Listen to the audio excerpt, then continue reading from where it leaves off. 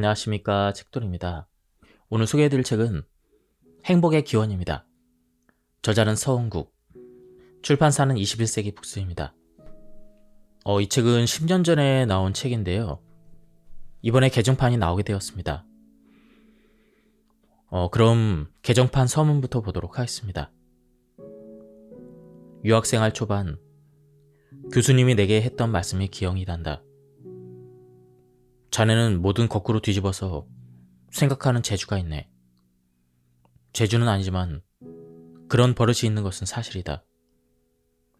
나는 책과 논문을 읽을 때 저자의 주장과 반대로 내용을 뒤집어서 생각해 보곤 한다.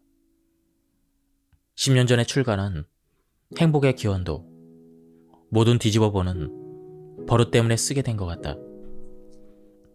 인간이 행복하기 위해 산다는 흔한 인문학의 스토리는 나에게는 과학적 설득력이 부족해 보였다.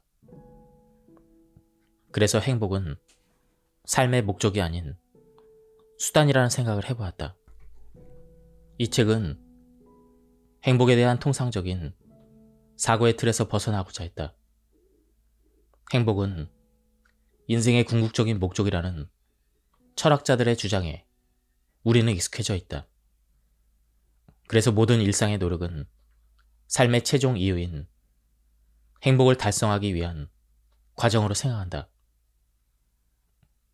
매우 비과학적인 인간 중심적인 사고이다. 꿀벌은 꿀을 모으기 위해 존재하는 것이 아니고 인간도 행복하기 위해 사는 것이 아니다. 벌도 인간도 자연의 일부이며 이 자연 법칙의 유일한 주제는 생존이다. 꿀과 행복, 그 자체가 존재의 목적이 아니라 둘 다 생존을 위한 수단일 뿐이다.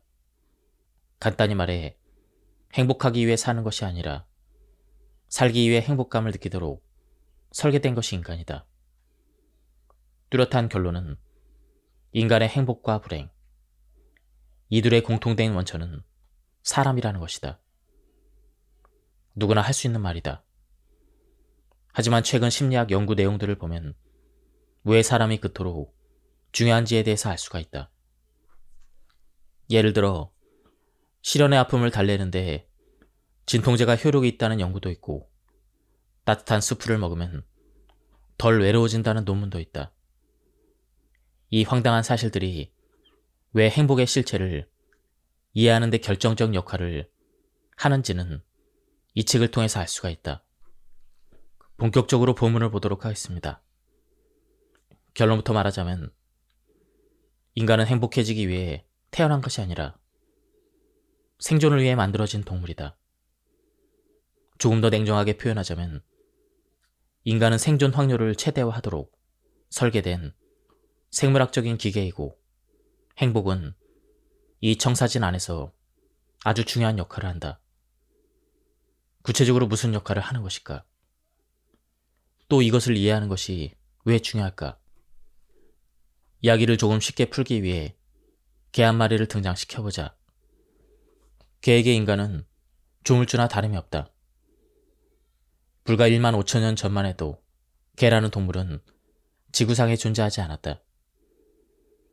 인간이 일부 온순한 늑대들과 조심스럽게 교류를 시작하였고 그 후에 인간이 그 늑대로부터 다양한 품종의 개를 탄생시켰다. 개의 입장에서 보면 인간은 무척이나 이기적이다. 눈썰매를 끌라 하고 마약 탐지를 시키고 집 지키는 것도 모자라 온갖 쓸데없는 개인기까지 보여달라고 조른다. 개에게 서핑을 가르치는 사람도 있다. 서핑은커녕 바다에 들어가는 것조차 꺼리는 개를 어떻게 서퍼로 만들 수 있을까? 다행히 주인은 자기가 세상에서 가장 좋아하는 것을 알고 있다. 특이하게도 그것은 새우깡이다. 갑자기 희망이 생긴다. 주인은 새우깡의 힘을 빌려 자신이 원하는 행동을 단계적으로 이끌어낼 수가 있다. 우선 개가 물가로 오면 새우깡을 주고 그 다음에는 물에 발을 담그면 그 다음에 새우깡을 준다. 결국 개는 서핑을 하게 된다. 여기서 강조하고 싶은 것이 새우깡의 절대 역할이다. 이렇게 특정 반응을 증강시키는 새우깡을 심리학에서는 강화물이라고 부른다.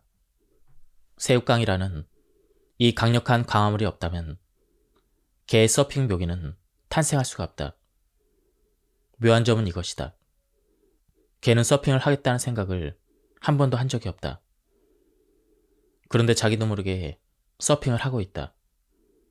개의 유일한 관심사는 새우깡이었고 이것을 먹기 위해 한 행동이 어느새 서핑으로까지 발전한 것이다.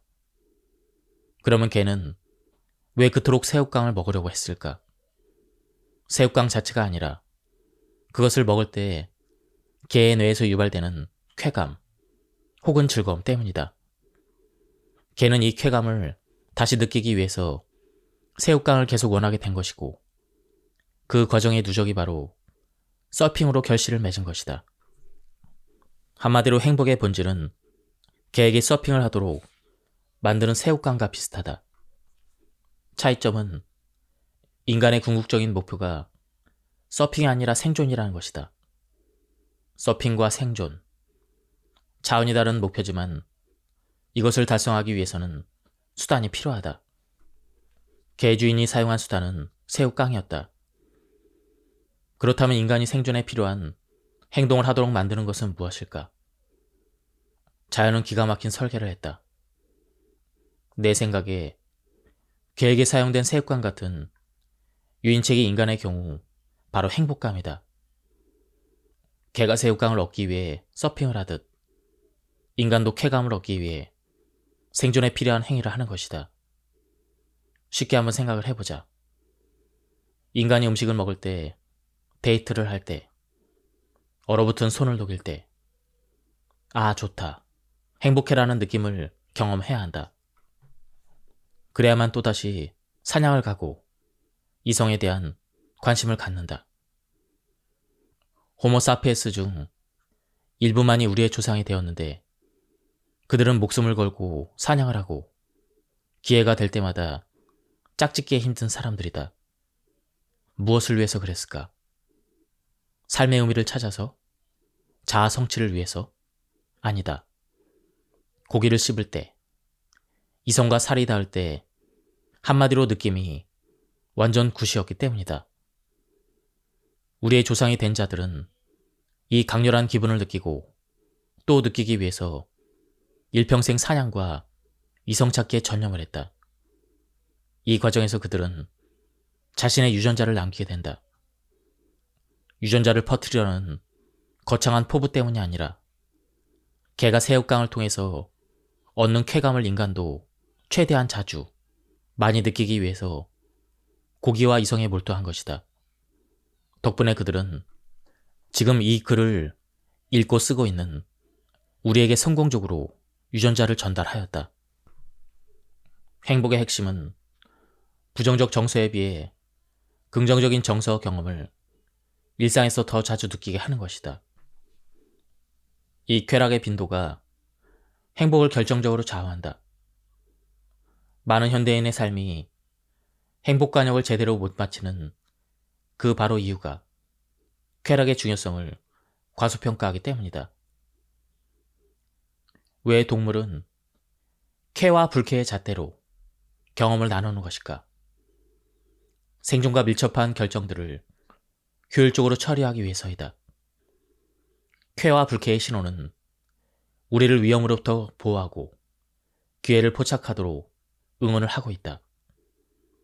뱀과 절벽, 사기꾼, 썩은 음식, 치명적인 위협들이다. 이때 우리의 뇌는 두려움이나 역겨움 같은 불쾌의 감정을 유발시켜 위험하니까 피하라. 이런 메시지를 전달한다. 감정은 그 어떤 매체보다 즉각적이고 강력하며 효율적이기 때문이다. 그러나 단지 위험을 피하는 것만으로는 장기적으로 생존할 수 없다. 비옥하지만 가보지 않은 낯선 땅, 매력적인 이성, 절벽에 붙어있는 꿀이 가득한 벌집, 지금 당장 손에 쥐지 못한다고 실신하는 것은 아니다. 허나 장기적인 생존을 위해서는 이런 자원을 확보해야 한다. 번호표를 쥐고 기다린다고 갖게 되는 것이 아니다. 두렵지만 길을 나서야 하고 고단하지만 10번을 찍어봐야 한다. 이것은 엄청난 의욕과 에너지를 요구한다. 따라서 그 노력에 상응하는 강력한 보상이 필요하다. 쾌감을 유발하는 정서들이 바로 이런 역할을 하고 있다. 희열과 성취감, 뿌듯함, 자신감. 이런 치명적인 매력을 가진 경험을 한번 맛보면 또다시 경험하고 싶어진다. 그것을 유발시킨 모든 사건, 물체, 장소, 사람을 또 찾아 나선다. 간단히 요약하자면 쾌와 불쾌의 감정은 나설 때와 물러설 때를 알려주는 생존 신호등이다. 불쾌의 감정은 해로운 것으로부터 우리를 보호하는 빨간 신호등이다. 이 신호를 무시하면 몇 번은 운 좋게 살 수 있어도 결국에는 비극적인 종말을 맞는다. 쾌의 감정들은 파란 신호등이고 행복은 이런 경험에 바탕을 두고 있다. 생존에 유익한 활동이나 생각을 하고 있을 때 그 일에 계속 매진하라고 알리는 것이 바로 쾌의 본질적인 기능인 것이다. 정리를 해보자. 우리 뇌도 동전의 탐지기처럼 뭔가를 찾도록 해주는 역할을 하고 있다. 무엇인가 손에 쥐기 위해서는 그것을 찾으려는 의욕이 필요하고 또 그 목표물에 얼마나 접근했는지를 알려주는 신호가 필요하다. 우리 뇌가 발생시키는 쾌감이 바로 그 두 가지 기능을 하고 있다. 행복한 사람은 쉽게 말해 이 쾌감의 신호가 자주 울리는 뇌를 가진 사람이다. 동전 탐지기의 신호가 아무 때나 울리지 않듯 행복의 전구도 선별적으로 켜진다. 질문은 이렇게 좁혀진다. 그렇다면 우리 뇌의 행복 전구는 언제 그리고 무엇에 접근할 때 가장 확실하게 켜질까? 옥수수 알갱이들이 뜨거운 불을 만나야 팝콘으로 되듯 우리 뇌 속의 행복 전구들도 찾고 있는 그것에 접근할 때 그것이 켜진다. 내가 꾸준히 찾는 그것 혹은 그것들은 도대체 무엇일까? 뇌의 유일한 관심사는 생존이라는 점이 결정적인 힌트이다. 행복 전구는 언제 켜질까? 우리는 언제 행복을 느낄까? 이것은 같은 질문이다. 탐지기의 쾌감 신호는 생존에 절실히 필요한 자원을 취할 때만 선별적으로 반응을 해야 한다. 며칠 굶주린 배를 채울 때, 꽁꽁 얼은 몸을 온천물에 담글 때, 이렇게 몸을 보존하는 경험을 할 때 강력한 쾌감이 발생을 한다. 인간이 생존하기 위해 확보해야 했던 또 한 가지 절대적인 자원이 있다. 바로 앞에서 언급한 사람이다. 먹는 쾌감을 느껴야 음식을 찾듯 사람이라는 절대적인 생존 필수품을 확보하기 위해서는 우선 인간을 아주 좋아해야 한다. 타인을 소닥 보듯이 바라보는 사람에게 친구나 연인이 생길 리가 없다. 이런 사회적인 영양실조를 막는 가장 효과적인 방법은 왕성한 사회적인 식욕을 갖는 것이다. 식욕의 근원은 바로 쾌감이다. 그래서 사람을 만나고 살을 비빌 때 뇌에서는 사회적인 쾌감을 대량 방출한다. 강추한다는 것이다. 우리는 이런 사회적인 쾌감을 예민하게 느꼈던 자들의 유전자를 지니고 살고 있다. 그래서 지금도 사람을 절실히 찾는 것이고 가장 강렬한 기쁨과 즐거움을 사람을 통해서 느끼는 것이다. 사람과 무관해 보이는 감정들도 사실 대부분 사람 때문에 생기는 것이다. 조고속 승진의 기쁨, 뇌의 행복 전구가 커지는 이유는 승진 그 자체가 아니라 승진이 가져다주는 사람들의 축하와 일정 때문이다. 어쩌다 지구에 혼자 남게 되었다고 해보자. 자랑할 사람도 축하해주는 사람도 없는 그러한 세상에서 책상 위의 화분과 단둘이 갖는 조촐한 승진 파티. 승진이 기쁘기는커녕 눈물이 날 것이다. 행복을 생각하기에 앞서 행복을 찾는 인간은 누구인가를 생각해 볼 필요가 있다. 보이는 것에 현혹되지 말라. 인간은 동물이다. 인간이 살아가는 궁극적인 이유는 다른 동물과 마찬가지로 두 가지이다. 생존과 짝짓기.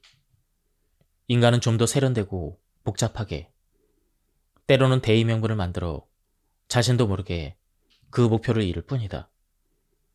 징기스칸이 그 좋은 예이다. 그가 몽골 제국의 깃발을 들고 흑해에서 태평양까지 세상을 정복하며 남긴 것 중 하나가 바로 그의 유전자이다.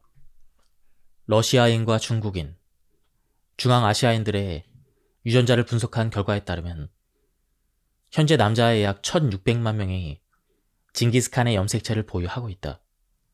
대략 따져보면 세상 남자 200명 중 하나는 징기스칸의 후손이라는 것이다. 사람이라는 동물은 극도로 사회적이며 이 사회성 덕분에 놀라운 생존력을 갖게 되었다.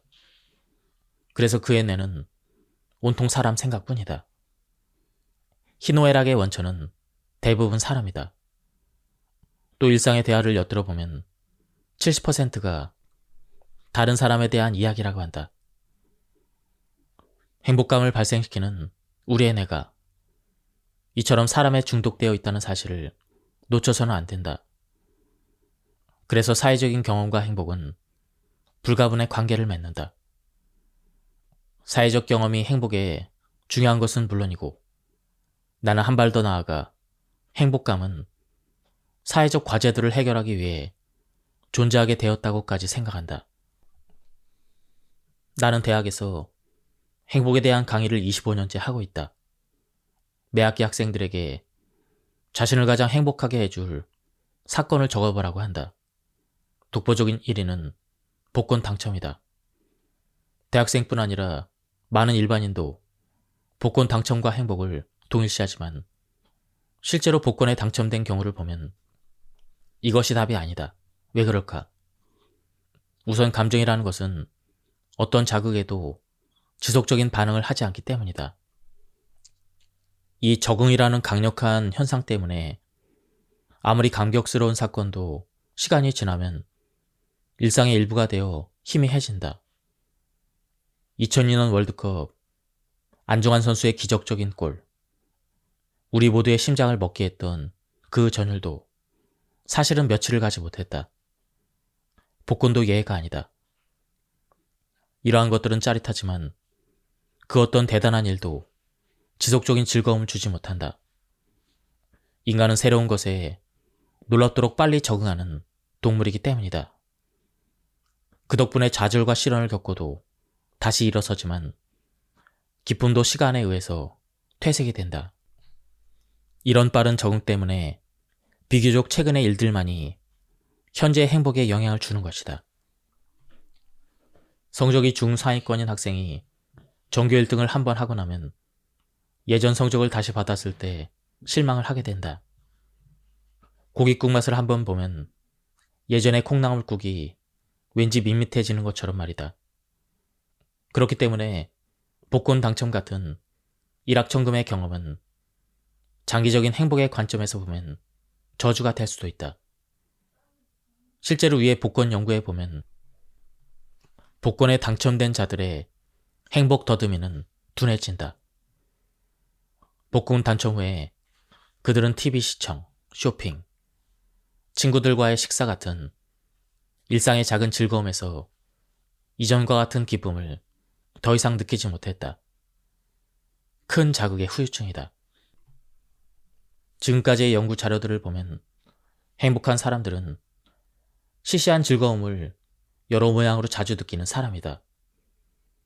행복은 복권 같은 큰 사건으로 얻는 게 아니라 초콜릿과 같은 소소한 즐거움의 가랑비에 젖는 것이다. 살면서 인생을 뒤집을 만한 드라마틱한 일은 거의 일어나지 않는다. 혹시 생겨도 초기의 기쁨은 복잡한 장기적인 후유증들에 의해 상쇄되어 사라진다. 돈 이외에도 여러 인생 자원들이 있지만 그것을 추구하는 논리는 모두 비슷하다. 그것을 소유해야만 행복해질 수 있다는 생각이다. 가령 건강이나 외모, 이것 또한 빼놓을 수 없는 한국인의 관심사이다. 행복한 사람은 이런 인생 자원들을 많이 가진 사람들일까? 건강하고 예쁜 사람. 이것이 사실이라면 운동선수들과 연예인들은 늘 행복해야 하지만 그들도 울고 좌절하고 심지어 자살도 한다. 흥미로운 결과가 하나 나타났다. 자기 스스로 생각하는 아름다움의 정도는 행복과 관련이 있다는 것이다. 외모뿐 아니라 다른 삶의 조건들과 행복의 관계에서도 유사한 패턴이 나타난다. 객관적으로 얼마나 많이 가졌냐 보다는 이미 가진 것을 얼마나 좋아하느냐가 행복과 더 깊은 관련이 있다. 생수 한 병은 갈증의 고통을 없애주지만 갈증이 가진 사람에게 물은 더 이상 행복을 주지 못한다.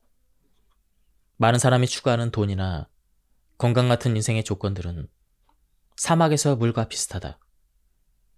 일상의 불편과 고통을 줄이는 데는 효력이 있지만 결핍에서 벗어난 인생을 더 유의미하게 행복하게 만들지는 못한다. 그래서 건강과 행복의 관계도 흐릿하다. 오늘은 나의 건강한 다리로 잘 걸어 다녔고 머리도 아프지 않았는데 참 행복한 날이었네. 건강한 사람 중 밤마다 이런 생각을 하며 잠드는 경우는 거의 없다. 꿈꾸던 대학에서 입학 통지서를 받는 것은 분명 기쁜 일이다. 하지만 막상 대학생이 되어 낯선 환경에서 학업 스트레스를 받으며 외롭게 일상을 보내는 것은 그다지 행복하지 않을 수도 있다. 재벌가의 며느리가 되는 것과 그 집안 며느리가 되어 하루하루를 사는 것은 아주 다른 얘기다.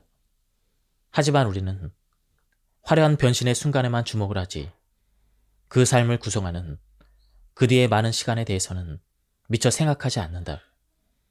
그래서 성공하면 당연히 행복해지리라는 기대를 하지만 실상 행복에 큰 변화가 없다는 사실을 살면서 깨닫게 된다.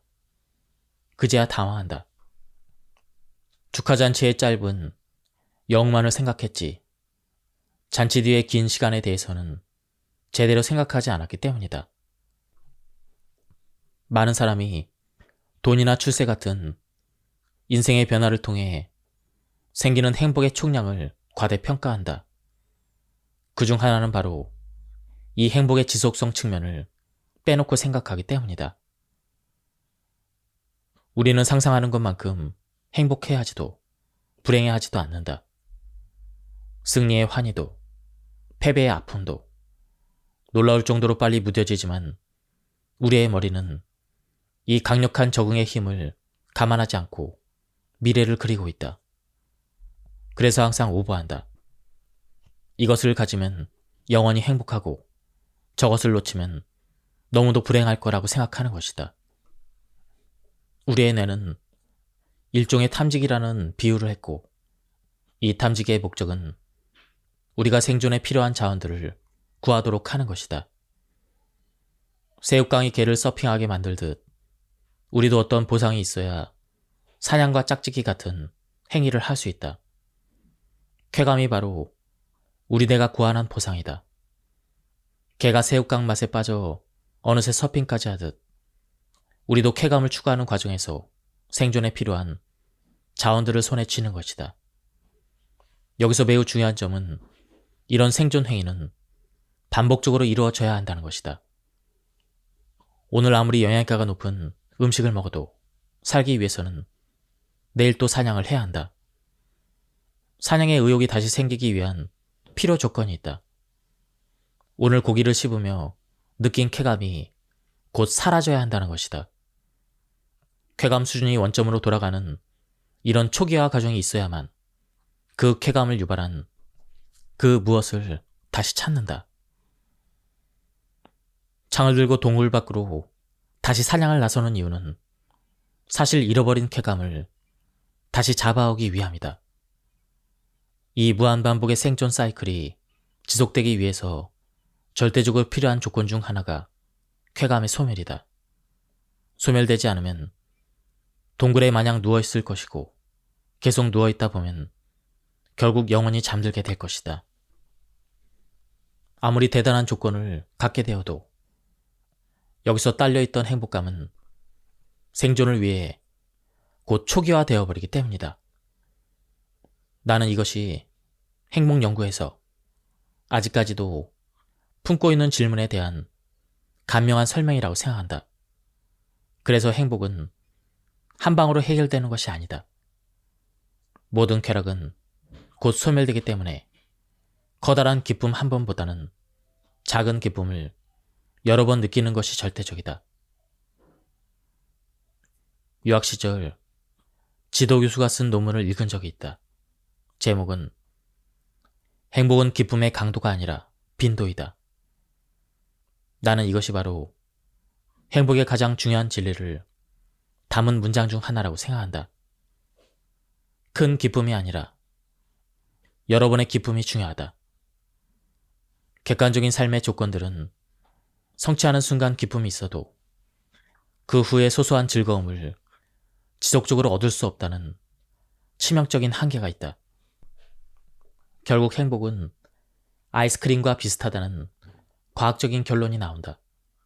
아이스크림은 입을 잠시 즐겁게는 하지만 반드시 녹게 되어 있다. 내 손 안의 아이스크림만큼은 녹지 않을 것이라는 환상. 행복해지기 위해 인생의 거창한 것들을 쫓는 이유이다. 하지만 행복공화국에는 냉장고라는 것이 없다. 남은 옵션은 하나이다. 모든 것은 녹는다는 사실을 받아들이고 자주 여러 번 아이스크림을 맛보는 것이다. 지금까지 이 책을 차근히 읽은 독자들은 답을 예상할 수 있을 것이다.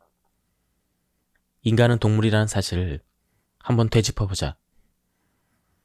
쾌감 같은 긍정적인 정서의 기능은 동물이 자신의 생존 확률을 높이는 환경이나 자원에 관심을 갖도록 만드는 것이다. 그리고 뇌는 마치 동전 탐지기처럼 생존에 필요한 자원으로 우리를 유도하는데 생존의 필수적인 자원일수록 그것에 접근할 때 신호가 더욱 강렬하게 울리게 되는 것이다. 왜 사람의 행복에 그토록 목을 매는 것일까? 뇌의 행복 전구가 켜지는 것은 개가 서핑을 하도록 만드는 새우깡과 비슷하다. 뇌는 우리의 행복에 일말의 관심도 없다. 우리에게 가장 중요한 것을 찾도록 하기 위해서 뇌는 설계되어 있는 것이다. 그것은 생존과 직결되는 사람이다. 그래서 뇌는 사람이라는 생존 필수품과 대화하고 손잡고 사랑할 때 쾌감이라는 전구가 켜지도록 설계된 것이다. 이렇게 보면 행복은 타인과 교류할 때 자동적으로 발생하는 일종의 부산물이라고 할 수가 있다. 물론 그건 내가 좋아하고 나를 좋아하는 사람을 만날 때의 이야기다. 역으로 의무감이나 수단으로서 사람을 만나는 것은 가장 피곤한 일이 될 수가 있다. 앞에서 살펴봤지만 적지 않은 한국인들의 행복하지 못하다고 고백하는 이유도 역시 사람 때문이다. 가장 빈곤한 인생은 곁에 사람이 없는 인생이다. 그의 겨울은 유난히 춥고 배인 상처도 잘 아물지 않는다.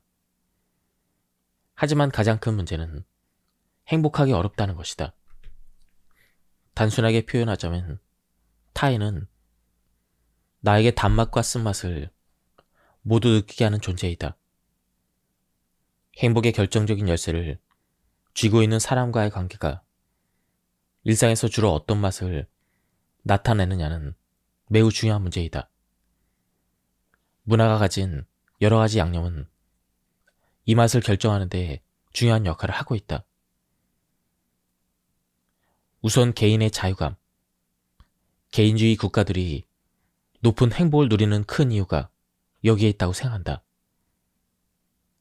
하지만 집단의 응집력과 통일성을 강조하는 문화에서 이 부분은 뒷전에서 밀리는 경우가 많이 있다. 초등학교 때 소풍 전날 선생님께서 강조하시던 말씀이 나는 아직도 기억이 난다. 내일 소풍 가서 즐겁게 놀도록. 단, 개인 행동은 하지 말 것. 어린 마음에도 뭔가 앞뒤가 맞지 않는다는 생각이 들었다. 뭉치면 살고 흩어지면 죽는다는 말을 우리는 자주 들으며 살고 있다. 위기에 대처하기에는 좋은 전략이지만 평소에 뭉치면 피곤하고 흩어지면 자유로운 경우가 더 많이 있다.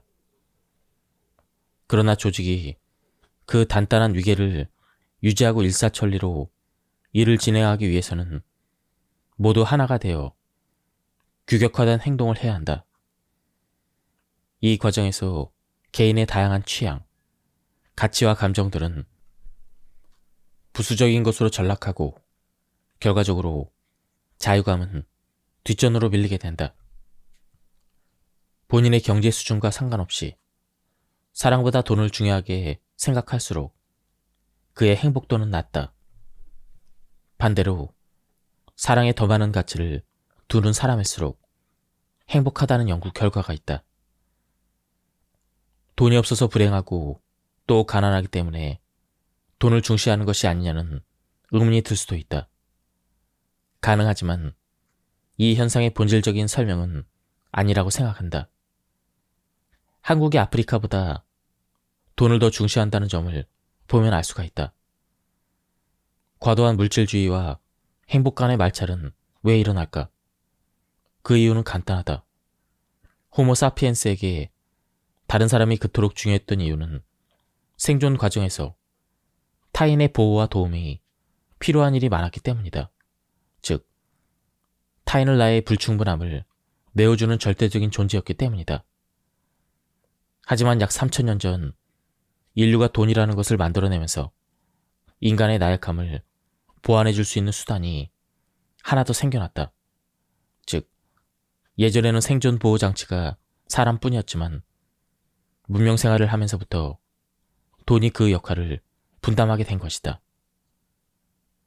예전에는 먹을 것이 다 떨어졌을 때 사냥을 잘하는 친구가 반드시 필요했지만 지금은 돈을 가지고 마트로 가면 되는 것이다. 좀 더 행복해지기 위해서는 각자 자기 인생에 갑이 되어 살아보는 것에 좀 더 익숙해졌으면 좋겠다. 세상의 나를 어떻게 보느냐보다는 내 눈에 보이는 세상에 더 가치를 두는 것이다.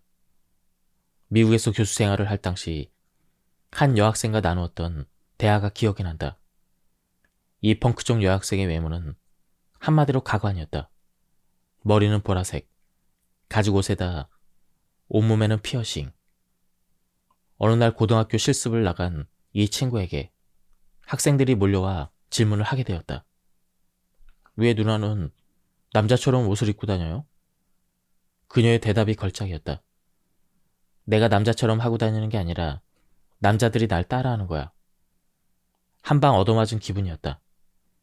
행복한 문화에 사는 사람들은 그녀처럼 자신의 삶과 선택에 당당함과 자신감이 넘친다. 인생의 주도권을 자기가 쥐고 사는 것이다. 우리가 부족한 부분이다. 사람은 행복의 절대 조건이지만 나의 모든 것을 버리고 오직 남을 위해서 사는 것은 바람직하지 못하다. 각자가 자기가 가진 꿈, 그리고 가치와 이상을 있는 그대로 서로 존중하며 이해하는 것. 이것이 사람과 함께 사는 것이다. 그래야 사람의 가장 단맛을 서로 느끼며 살 수가 있다. 행복도 오컴의 날로 정리할 필요가 있다. 행복은 가치나 이상, 혹은 도덕적인 지침이 아니다. 전연의 행복은 레몬의 신맛처럼 매우 구체적인 경험이다. 그리고 쾌락의 즐거움이 그 중심에 있다. 쾌락이 행복의 전부는 아니지만 그것을 뒷전에 두고 행복을 논하는 것은 어불성설이다. 가치 있는 삶을 살 것이냐, 행복한 삶을 살 것이냐는 개인의 선택이다. 내가 강조하고 싶은 점은 첫째, 이 둘은 같지 않다는 것이다. 둘째는 어디에 무게를 두느냐에 따라 삶의 선택과 관심이 달라진다는 것이다. 무엇이 가치 있는지를 평가하기 위해서는 잣대가 필요하고 많은 경우 그 잣대 역할을 하게 되는 것은 다른 사람의 평가이다. 내가 무엇을 좋아하고 하고 싶은지보다는 우선시되는 것은 내 선택을 남들이 어떻게 평가하느냐이다. 내가 지금 좋고 즐거운 것보다는 남들 눈에 사력 있고 힘 있는 사람으로 인정받는 것이 더 중요해진다. 앞에서 설명했듯 여기서 행복은 역풍을 맞기 시작한다. 이런 사고는 쾌락적 즐거움의 기회를 놓치게 만드는 것이다. 요즘 많은 연구들은 어떤 사람을 행복한 사람으로 정의했을까? 남의 칭송과 칭찬을 받으며 사는 사람이 아니라 일상에서 긍정적인 정서를 남보다 자주 경험하는 사람이다. 즉, 우리가 온갖 오명을 씌우는 쾌락주의자들의 모습이다. 하루를 보면 이들의 삶이 조금 어설퍼 보일지 몰라도 10년 뒤에는 이 얘기가 다르다. 결론을 맺을 때이다. 내가 이 책을 쓰게 된 동기는 행복에 대한 두 가지 생각을 더 많은 이들과 나누고 싶어서였다. 우선 행복은 거창한 관념이 아니라 구체적인 경험이라는 것이다. 그것은 쾌락에 뿌리를 둔 즐거움과 기쁨 같은 긍정적인 정서들이다. 이런 경험은 본질적으로 뇌에서 발생하는 현상이기 때문에 철학이 아닌 생물학적인 논리로 접근할 필요가 있다. 고혈압 환자에게 혈압을 낮추는데 도움이 되는 생각을 자주 하라는 처방을 내리는 의사는 없다. 그러나 행복에 대한 지침은 대부분 그렇다. 불행하다면 좀 더 긍정적으로 생각하라라고 말이다. 불행한 사람에게 생각을 바꾸라고 하는 것은 손에 못이 박힌 사람에게 아프다고 생각하지 말라라고 조언하는 것과 비슷하다. 생각을 통해 바뀌는 것은 또 다른 종류의 생각이다. 행복의 핵심은 고통과 쾌락은 본질적으로 생각이 아니다. 둘째, 행복에 대한 이해는 곧 인간이라는 동물이 왜 쾌감을 느끼는지를 이해하는 것과 직결이 된다. 인간만큼 쾌감을 다양한 곳에서 느끼는 동물이 없다. 쇼팽과 셰익스피어도 우리에게 즐거움을 주고 있다. 그러나 가장 본질적인 쾌감은 먹을 때와 섹스할 때이다. 더 넓게는 사람과의 관계에서 온다. 진화의 여정에서 쾌감이라는 경험이 탄생한 이유 자체가 두 자원을 확보하기 위함이었다.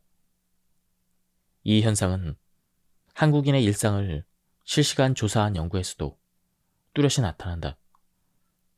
휴대전화를 이용해서 현재 무엇을 하고 있으면 얼마나 즐거운지를 대학생, 직장인, 주부, 노인 등 다양한 사람에게 물어보았다.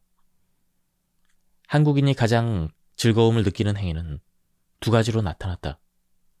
먹을 때와 대화할 때이다. 행복의 핵심을 사진 한 장으로 담는다면 어떤 모습일까?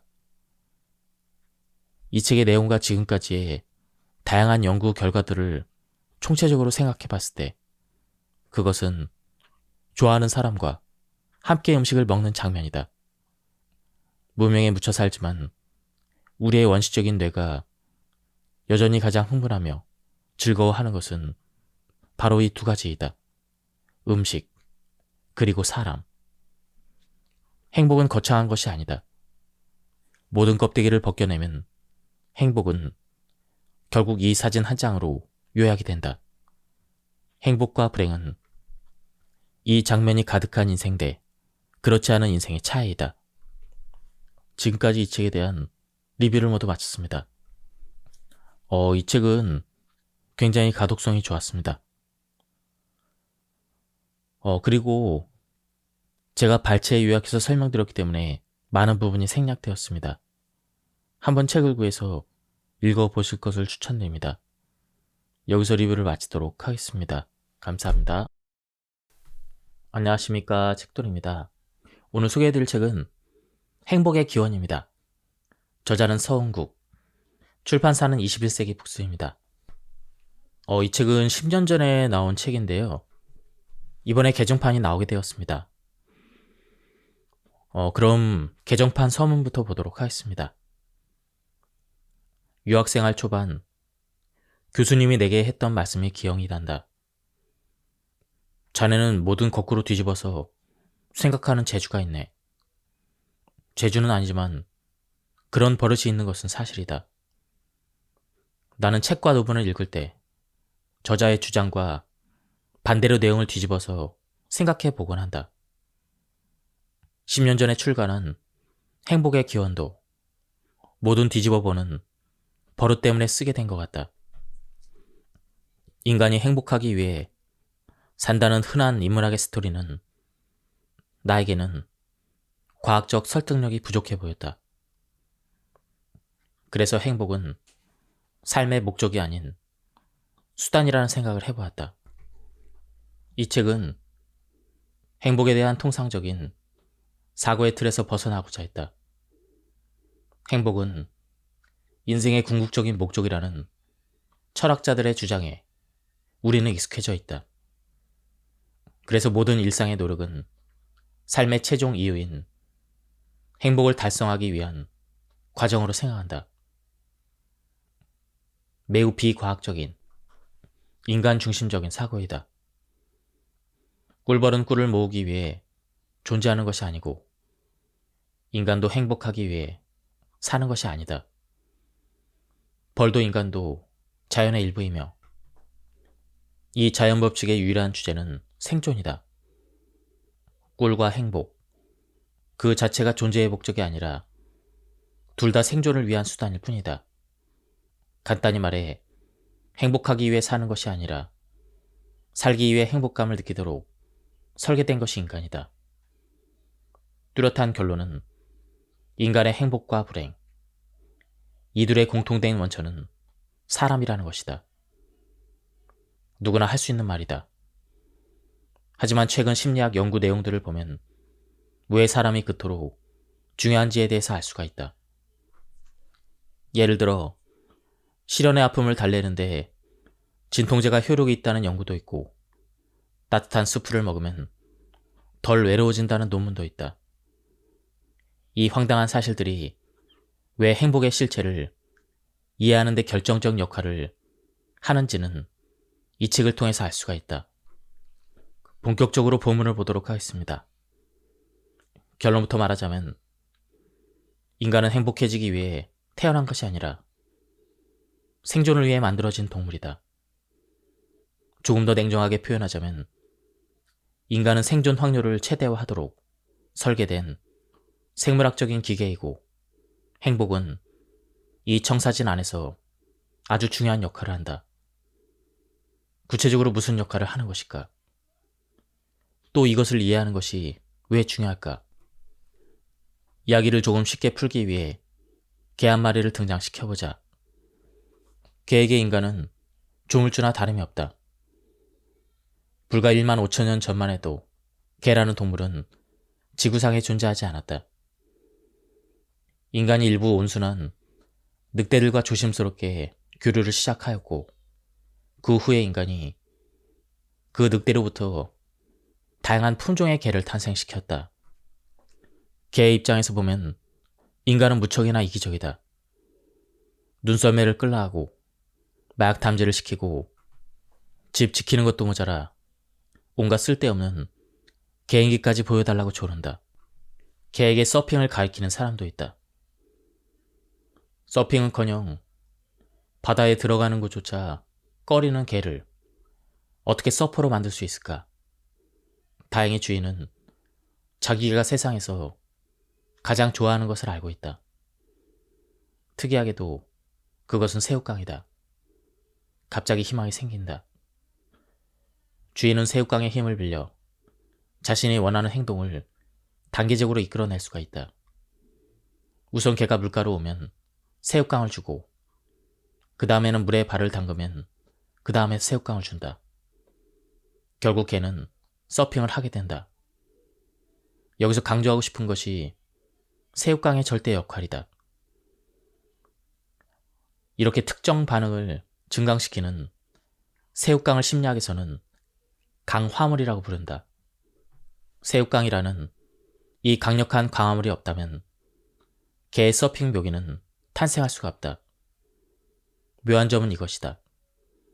개는 서핑을 하겠다는 생각을 한 번도 한 적이 없다. 그런데 자기도 모르게 서핑을 하고 있다.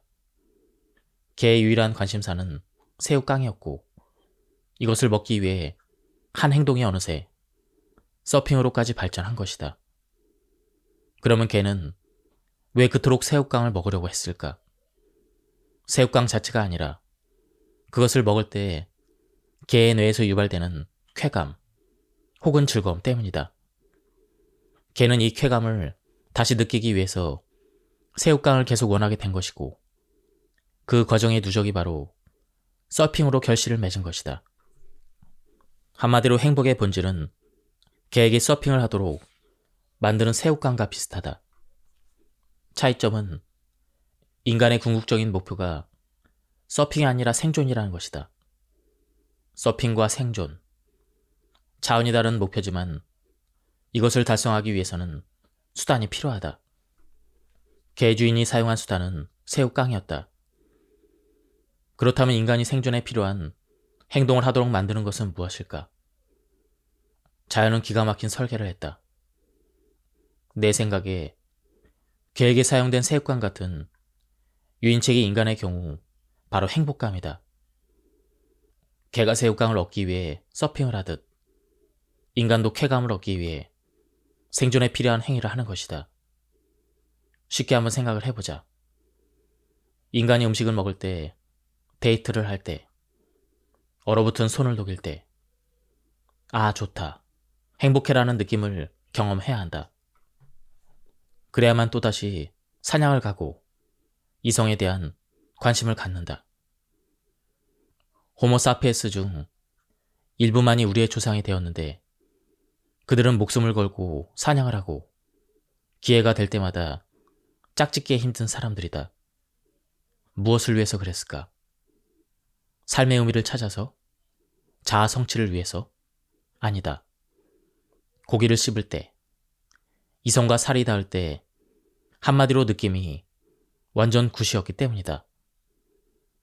우리의 조상이 된 자들은 이 강렬한 기분을 느끼고 또 느끼기 위해서 일평생 사냥과 이성 찾기에 전념을 했다. 이 과정에서 그들은 자신의 유전자를 남기게 된다. 유전자를 퍼뜨리려는 거창한 포부 때문이 아니라 개가 새우깡을 통해서 얻는 쾌감을 인간도 최대한 자주 많이 느끼기 위해서 고기와 이성에 몰두한 것이다. 덕분에 그들은 지금 이 글을 읽고 쓰고 있는 우리에게 성공적으로 유전자를 전달하였다. 행복의 핵심은 부정적 정서에 비해 긍정적인 정서 경험을 일상에서 더 자주 느끼게 하는 것이다. 이 쾌락의 빈도가 행복을 결정적으로 좌우한다. 많은 현대인의 삶이 행복관역을 제대로 못 마치는 그 바로 이유가 쾌락의 중요성을 과소평가하기 때문이다. 왜 동물은 쾌와 불쾌의 잣대로 경험을 나누는 것일까? 생존과 밀접한 결정들을 효율적으로 처리하기 위해서이다. 쾌와 불쾌의 신호는 우리를 위험으로부터 보호하고 기회를 포착하도록 응원을 하고 있다. 뱀과 절벽, 사기꾼, 썩은 음식, 치명적인 위협들이다. 이때 우리의 뇌는 두려움이나 역겨움 같은 불쾌의 감정을 유발시켜 위험하니까 피하라 이런 메시지를 전달한다. 감정은 그 어떤 매체보다 즉각적이고 강력하며 효율적이기 때문이다. 그러나 단지 위험을 피하는 것만으로는 장기적으로 생존할 수 없다. 비옥하지만 가보지 않은 낯선 땅, 매력적인 이성, 절벽에 붙어있는 꿀이 가득한 벌집, 지금 당장 손에 쥐지 못한다고 실신하는 것은 아니다. 허나 장기적인 생존을 위해서는 이런 자원을 확보해야 한다. 번호표를 쥐고 기다린다고 갖게 되는 것이 아니다. 두렵지만 길을 나서야 하고 고단하지만 10번을 찍어봐야 한다. 이것은 엄청난 의욕과 에너지를 요구한다. 따라서 그 노력에 상응하는 강력한 보상이 필요하다. 쾌감을 유발하는 정서들이 바로 이런 역할을 하고 있다. 희열과 성취감, 뿌듯함, 자신감. 이런 치명적인 매력을 가진 경험을 한번 맛보면 또다시 경험하고 싶어진다. 그것을 유발시킨 모든 사건, 물체, 장소, 사람을 또 찾아 나선다. 간단히 요약하자면 쾌와 불쾌의 감정은 나설 때와 물러설 때를 알려주는 생존 신호등이다. 불쾌의 감정은 해로운 것으로부터 우리를 보호하는 빨간 신호등이다. 이 신호를 무시하면 몇 번은 운 좋게 살 수 있어도 결국에는 비극적인 종말을 맞는다. 쾌의 감정들은 파란 신호등이고 행복은 이런 경험에 바탕을 두고 있다. 생존에 유익한 활동이나 생각을 하고 있을 때 그 일에 계속 매진하라고 알리는 것이 바로 쾌의 본질적인 기능인 것이다. 정리를 해보자. 우리 뇌도 동전의 탐지기처럼 뭔가를 찾도록 해주는 역할을 하고 있다. 무엇인가 손에 쥐기 위해서는 그것을 찾으려는 의욕이 필요하고 또 그 목표물에 얼마나 접근했는지를 알려주는 신호가 필요하다. 우리 뇌가 발생시키는 쾌감이 바로 그 두 가지 기능을 하고 있다. 행복한 사람은 쉽게 말해 이 쾌감의 신호가 자주 울리는 뇌를 가진 사람이다. 동전 탐지기의 신호가 아무 때나 울리지 않듯 행복의 전구도 선별적으로 켜진다. 질문은 이렇게 좁혀진다.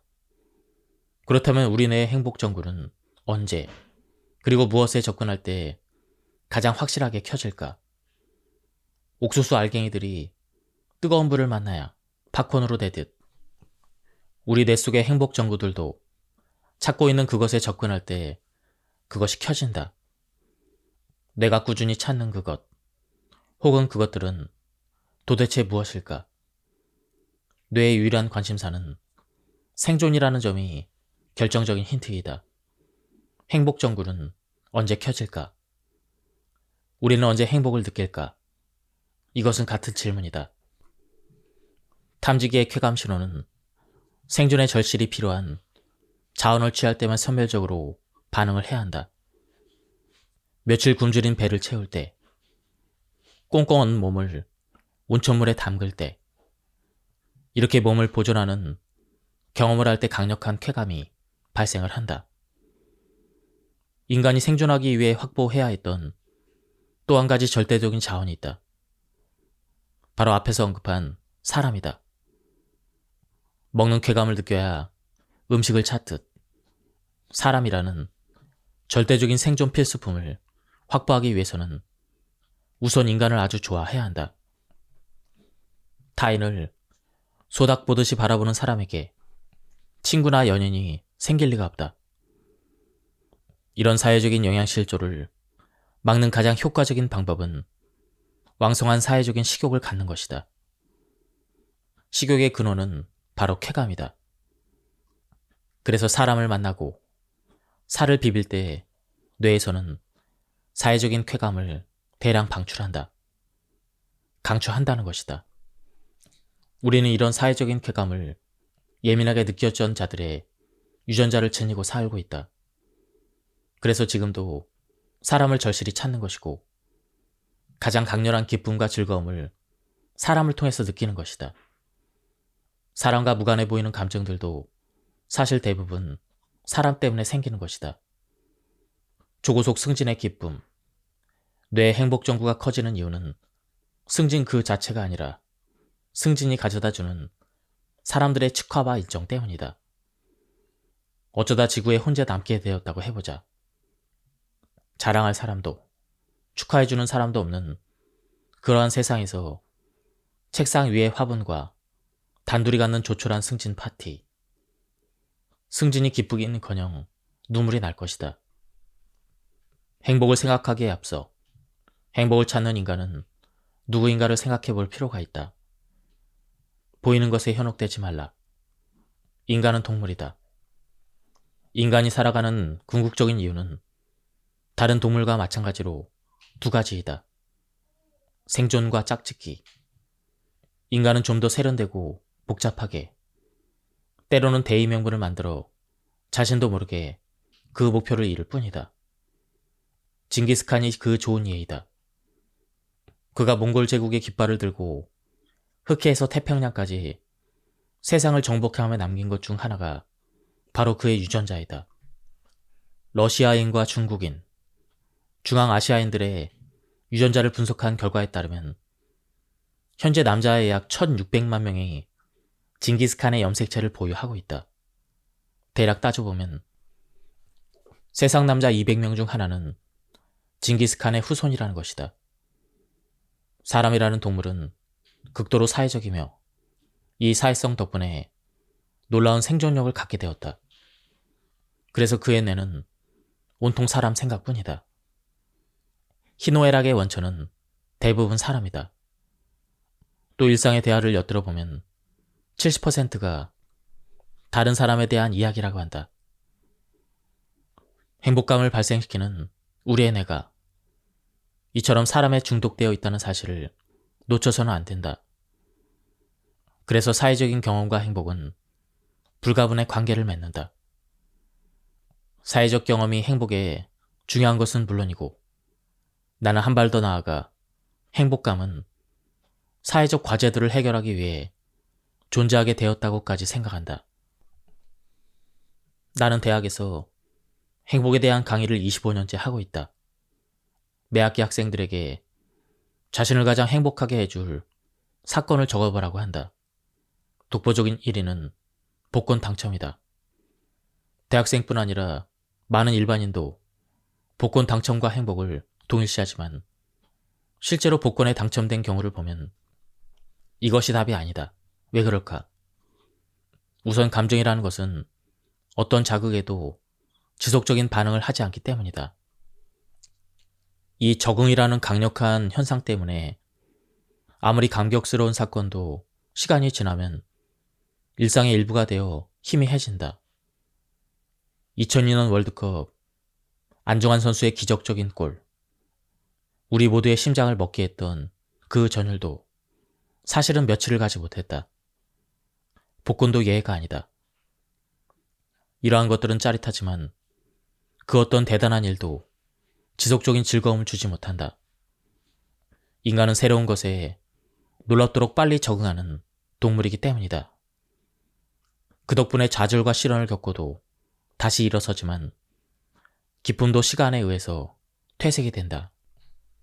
이런 빠른 적응 때문에 비교적 최근의 일들만이 현재의 행복에 영향을 주는 것이다. 성적이 중상위권인 학생이 전교 1등을 한 번 하고 나면 예전 성적을 다시 받았을 때 실망을 하게 된다. 고깃국 맛을 한번 보면 예전의 콩나물국이 왠지 밋밋해지는 것처럼 말이다. 그렇기 때문에 복권 당첨 같은 일확천금의 경험은 장기적인 행복의 관점에서 보면 저주가 될 수도 있다. 실제로 위의 복권 연구에 보면 복권에 당첨된 자들의 행복 더듬이는 둔해진다. 복권 당첨 후에 그들은 TV 시청, 쇼핑, 친구들과의 식사 같은 일상의 작은 즐거움에서 이전과 같은 기쁨을 더 이상 느끼지 못했다. 큰 자극의 후유증이다. 지금까지의 연구 자료들을 보면 행복한 사람들은 시시한 즐거움을 여러 모양으로 자주 느끼는 사람이다. 행복은 복권 같은 큰 사건으로 얻는 게 아니라 초콜릿과 같은 소소한 즐거움의 가랑비에 젖는 것이다. 살면서 인생을 뒤집을 만한 드라마틱한 일은 거의 일어나지 않는다. 혹시 생겨도 초기의 기쁨은 복잡한 장기적인 후유증들에 의해 상쇄되어 사라진다. 돈 이외에도 여러 인생 자원들이 있지만 그것을 추구하는 논리는 모두 비슷하다. 그것을 소유해야만 행복해질 수 있다는 생각이다. 가령 건강이나 외모, 이것 또한 빼놓을 수 없는 한국인의 관심사이다. 행복한 사람은 이런 인생 자원들을 많이 가진 사람들일까? 건강하고 예쁜 사람. 이것이 사실이라면 운동선수들과 연예인들은 늘 행복해야 하지만 그들도 울고 좌절하고 심지어 자살도 한다. 흥미로운 결과가 하나 나타났다. 자기 스스로 생각하는 아름다움의 정도는 행복과 관련이 있다는 것이다. 외모뿐 아니라 다른 삶의 조건들과 행복의 관계에서도 유사한 패턴이 나타난다.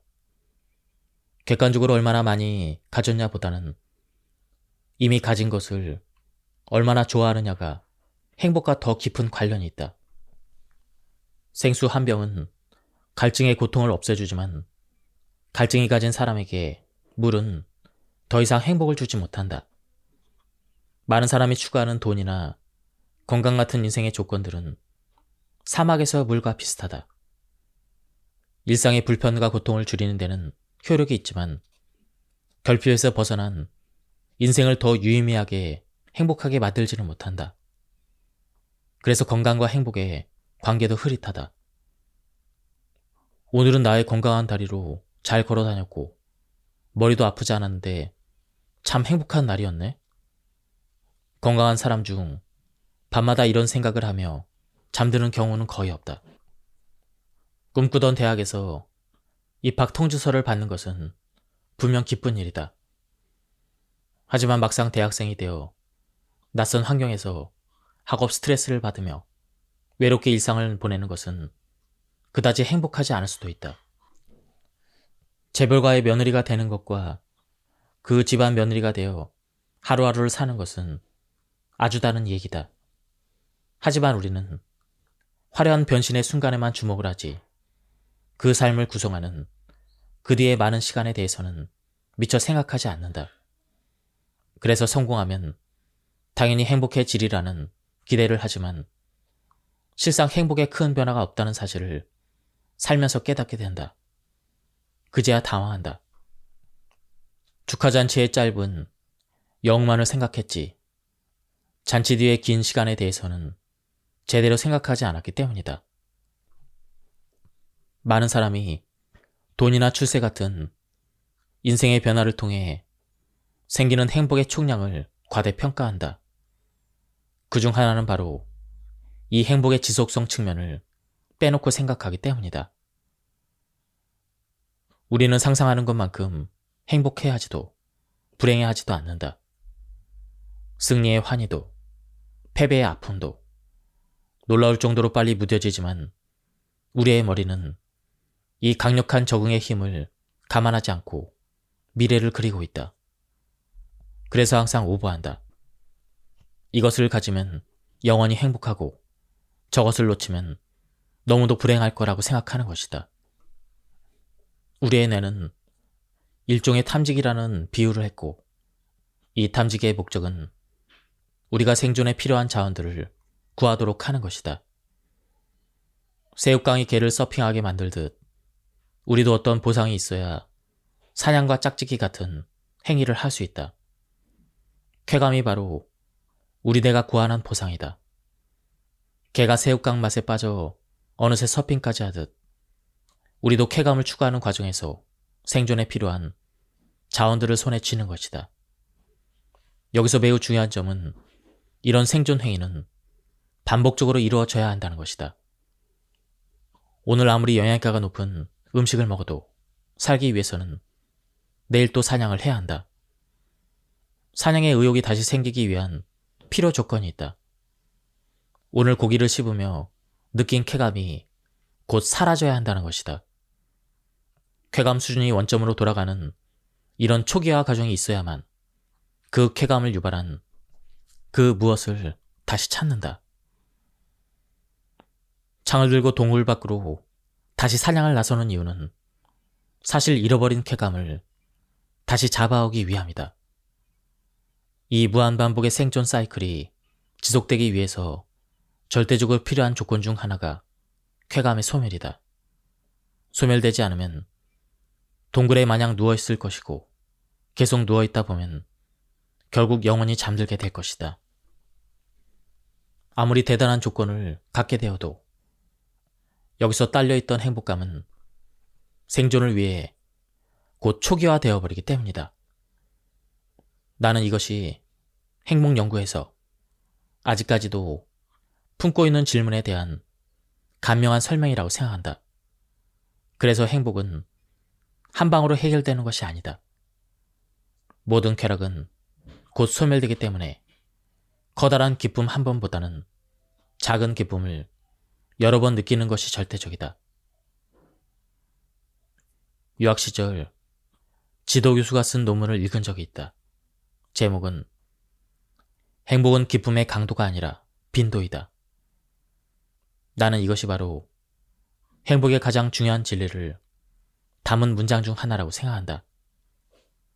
큰 기쁨이 아니라 여러 번의 기쁨이 중요하다. 객관적인 삶의 조건들은 성취하는 순간 기쁨이 있어도 그 후의 소소한 즐거움을 지속적으로 얻을 수 없다는 치명적인 한계가 있다. 결국 행복은 아이스크림과 비슷하다는 과학적인 결론이 나온다. 아이스크림은 입을 잠시 즐겁게는 하지만 반드시 녹게 되어 있다. 내 손 안의 아이스크림만큼은 녹지 않을 것이라는 환상. 행복해지기 위해 인생의 거창한 것들을 쫓는 이유이다. 하지만 행복공화국에는 냉장고라는 것이 없다. 남은 옵션은 하나이다. 모든 것은 녹는다는 사실을 받아들이고 자주 여러 번 아이스크림을 맛보는 것이다. 지금까지 이 책을 차근히 읽은 독자들은 답을 예상할 수 있을 것이다. 인간은 동물이라는 사실을 한번 되짚어보자. 쾌감 같은 긍정적인 정서의 기능은 동물이 자신의 생존 확률을 높이는 환경이나 자원에 관심을 갖도록 만드는 것이다. 그리고 뇌는 마치 동전 탐지기처럼 생존에 필요한 자원으로 우리를 유도하는데 생존의 필수적인 자원일수록 그것에 접근할 때 신호가 더욱 강렬하게 울리게 되는 것이다. 왜 사람의 행복에 그토록 목을 매는 것일까? 뇌의 행복 전구가 켜지는 것은 개가 서핑을 하도록 만드는 새우깡과 비슷하다. 뇌는 우리의 행복에 일말의 관심도 없다. 우리에게 가장 중요한 것을 찾도록 하기 위해서 뇌는 설계되어 있는 것이다. 그것은 생존과 직결되는 사람이다. 그래서 뇌는 사람이라는 생존 필수품과 대화하고 손잡고 사랑할 때 쾌감이라는 전구가 켜지도록 설계된 것이다. 이렇게 보면 행복은 타인과 교류할 때 자동적으로 발생하는 일종의 부산물이라고 할 수가 있다. 물론 그건 내가 좋아하고 나를 좋아하는 사람을 만날 때의 이야기다. 역으로 의무감이나 수단으로서 사람을 만나는 것은 가장 피곤한 일이 될 수가 있다. 앞에서 살펴봤지만 적지 않은 한국인들의 행복하지 못하다고 고백하는 이유도 역시 사람 때문이다. 가장 빈곤한 인생은 곁에 사람이 없는 인생이다. 그의 겨울은 유난히 춥고 배인 상처도 잘 아물지 않는다. 하지만 가장 큰 문제는 행복하기 어렵다는 것이다. 단순하게 표현하자면 타인은 나에게 단맛과 쓴맛을 모두 느끼게 하는 존재이다. 행복의 결정적인 열쇠를 쥐고 있는 사람과의 관계가 일상에서 주로 어떤 맛을 나타내느냐는 매우 중요한 문제이다. 문화가 가진 여러 가지 양념은 이 맛을 결정하는 데 중요한 역할을 하고 있다. 우선 개인의 자유감. 개인주의 국가들이 높은 행복을 누리는 큰 이유가 여기에 있다고 생각한다. 하지만 집단의 응집력과 통일성을 강조하는 문화에서 이 부분은 뒷전에서 밀리는 경우가 많이 있다. 초등학교 때 소풍 전날 선생님께서 강조하시던 말씀이 나는 아직도 기억이 난다. 내일 소풍 가서 즐겁게 놀도록. 단, 개인 행동은 하지 말 것.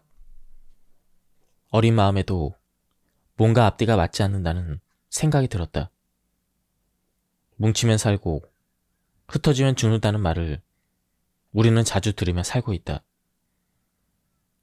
위기에 대처하기에는 좋은 전략이지만 평소에 뭉치면 피곤하고 흩어지면 자유로운 경우가 더 많이 있다. 그러나 조직이 그 단단한 위계를 유지하고 일사천리로 일을 진행하기 위해서는 모두 하나가 되어 규격화된 행동을 해야 한다. 이 과정에서 개인의 다양한 취향, 가치와 감정들은 부수적인 것으로 전락하고 결과적으로 자유감은 뒷전으로 밀리게 된다. 본인의 경제 수준과 상관없이 사랑보다 돈을 중요하게 생각할수록 그의 행복도는 낮다. 반대로 사랑에 더 많은 가치를 두는 사람일수록 행복하다는 연구 결과가 있다. 돈이 없어서 불행하고 또 가난하기 때문에 돈을 중시하는 것이 아니냐는 의문이 들 수도 있다. 가능하지만 이 현상의 본질적인 설명은 아니라고 생각한다. 한국이 아프리카보다 돈을 더 중시한다는 점을 보면 알 수가 있다. 과도한 물질주의와 행복 간의 말찰은 왜 일어날까? 그 이유는 간단하다. 호모사피엔스에게 다른 사람이 그토록 중요했던 이유는 생존 과정에서 타인의 보호와 도움이 필요한 일이 많았기 때문이다. 즉, 타인을 나의 불충분함을 메워주는 절대적인 존재였기 때문이다. 하지만 약 3000년 전 인류가 돈이라는 것을 만들어내면서 인간의 나약함을 보완해줄 수 있는 수단이 하나 더 생겨났다. 즉, 예전에는 생존 보호 장치가 사람뿐이었지만 문명 생활을 하면서부터 돈이 그 역할을 분담하게 된 것이다. 예전에는 먹을 것이 다 떨어졌을 때 사냥을 잘하는 친구가 반드시 필요했지만 지금은 돈을 가지고 마트로 가면 되는 것이다. 좀 더 행복해지기 위해서는 각자 자기 인생에 갑이 되어 살아보는 것에 좀 더 익숙해졌으면 좋겠다. 세상이 나를 어떻게 보느냐보다는 내 눈에 보이는 세상에 더 가치를 두는 것이다. 미국에서 교수 생활을 할 당시 한 여학생과 나누었던 대화가 기억이 난다. 이 펑크족 여학생의 외모는 한마디로 가관이었다. 머리는 보라색, 가죽 옷에다 온몸에는 피어싱. 어느 날 고등학교 실습을 나간 이 친구에게 학생들이 몰려와 질문을 하게 되었다. 왜 누나는 남자처럼 옷을 입고 다녀요? 그녀의 대답이 걸작이었다. 내가 남자처럼 하고 다니는 게 아니라 남자들이 날 따라하는 거야. 한 방 얻어맞은 기분이었다. 행복한 문화에 사는 사람들은 그녀처럼 자신의 삶과 선택에 당당함과 자신감이 넘친다. 인생의 주도권을 자기가 쥐고 사는 것이다. 우리가 부족한 부분이다. 사람은 행복의 절대 조건이지만 나의 모든 것을 버리고 오직 남을 위해서 사는 것은 바람직하지 못하다. 각자가 자기가 가진 꿈, 그리고 가치와 이상을 있는 그대로 서로 존중하며 이해하는 것. 이것이 사람과 함께 사는 것이다. 그래야 사람의 가장 단맛을 서로 느끼며 살 수가 있다. 행복도 오컴의 날로 정리할 필요가 있다. 행복은 가치나 이상, 혹은 도덕적인 지침이 아니다. 전연의 행복은 레몬의 신맛처럼 매우 구체적인 경험이다. 그리고 쾌락의 즐거움이 그 중심에 있다. 쾌락이 행복의 전부는 아니지만 그것을 뒷전에 두고 행복을 논하는 것은 어불성설이다. 가치 있는 삶을 살 것이냐, 행복한 삶을 살 것이냐는 개인의 선택이다. 내가 강조하고 싶은 점은 첫째, 이둘은 같지 않다는 것이다. 둘째는 어디에 무게를 두느냐에 따라 삶의 선택과 관심이 달라진다는 것이다. 무엇이 가치 있는지를 평가하기 위해서는 잣대가 필요하고 많은 경우 그 잣대 역할을 하게 되는 것은 다른 사람의 평가이다. 내가 무엇을 좋아하고 하고 싶은지보다는 우선시되는 것은 내 선택을 남들이 어떻게 평가하느냐이다. 내가 지금 좋고 즐거운 것보다는 남들 눈에 사력 있고 힘 있는 사람으로 인정받는 것이 더 중요해진다. 앞에서 설명했듯 여기서 행복은 역풍을 맞기 시작한다. 이런 사고는 쾌락적 즐거움의 기회를 놓치게 만드는 것이다. 요즘 많은 연구들은 어떤 사람을 행복한 사람으로 정의했을까? 남의 칭송과 칭찬을 받으며 사는 사람이 아니라 일상에서 긍정적인 정서를 남보다 자주 경험하는 사람이다. 즉, 우리가 온갖 오명을 씌우는 쾌락주의자들의 모습이다. 하루를 보면 이들의 삶이 조금 어설퍼 보일지 몰라도 10년 뒤에는 이 얘기가 다르다. 결론을 맺을 때이다. 내가 이 책을 쓰게 된 동기는 행복에 대한 두 가지 생각을 더 많은 이들과 나누고 싶어서였다. 우선 행복은 거창한 관념이 아니라 구체적인 경험이라는 것이다. 그것은 쾌락의 뿌리를 둔 즐거움과 기쁨 같은 긍정적인 정서들이다. 이런 경험은 본질적으로 뇌에서 발생하는 현상이기 때문에 철학이 아닌 생물학적인 논리로 접근할 필요가 있다. 고혈압 환자에게 혈압을 낮추는데 도움이 되는 생각을 자주 하라는 처방을 내리는 의사는 없다. 그러나 행복에 대한 지침은 대부분 그렇다. 불행하다면 좀 더 긍정적으로 생각하라라고 말이다. 불행한 사람에게 생각을 바꾸라고 하는 것은 손에 못이 박힌 사람에게 아프다고 생각하지 말라라고 조언하는 것과 비슷하다. 생각을 통해 바뀌는 것은 또 다른 종류의 생각이다. 행복의 핵심은 고통과 쾌락은 본질적으로 생각이 아니다.